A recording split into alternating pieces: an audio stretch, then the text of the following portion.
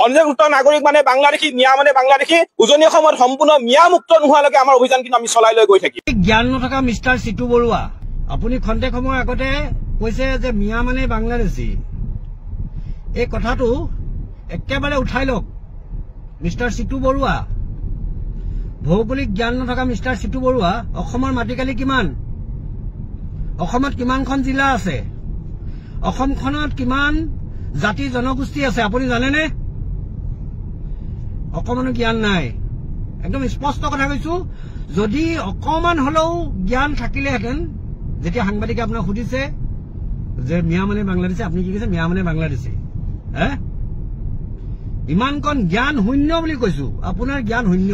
এনেই বুমডাল লিখি লম্ফ জম্ফ কৰি থাকিব পাৰে হেৰি আগত, নিউজৰ আগত ভাইৰেল হবৰ কাৰণে।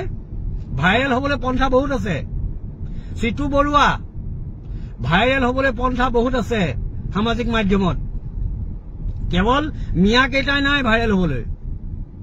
আৰু মানুহে ভাবিছে যে চিটু বৰুৱাক কোনোবাই বেগ দিছে, কোনোবা ৰাজনৈতিক নেতাই বেগ দিছে। একো চিটু বৰুৱাক ৰাজনৈতিক নেতাই বেগ দিয়া নাই। সেই ৰাজনৈতিক নেতাৰ ছাপৰ্ট পাবৰ কাৰণে, ৰাজনৈতিক নেতাৰ ছাপৰ্ট পাবৰ কাৰণে, ৰাজনৈতিক নেতাৰ আশীষ পুষ্ট হবৰ কাৰণে এই যিখন ৰচনা ৰচি আছে, কিন্তু একো নাপায়, একো নাপায়।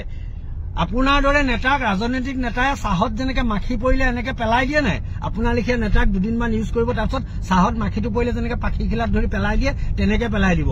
নেভাবিব যে চিৰ জীৱন এনেকে মূৰত হাতখন দি থৈ দিব।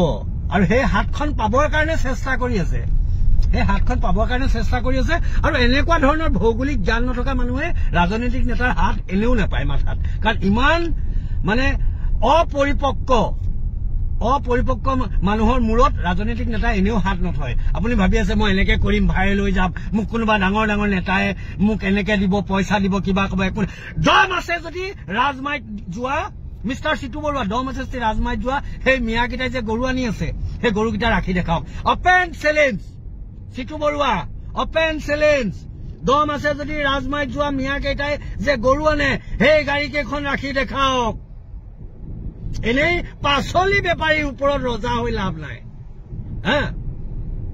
মিয়াৰ ওপৰত পাচলি বেপাৰী মিয়াকেইটাৰ ওপৰত ৰজা হৈ লাভ নাই।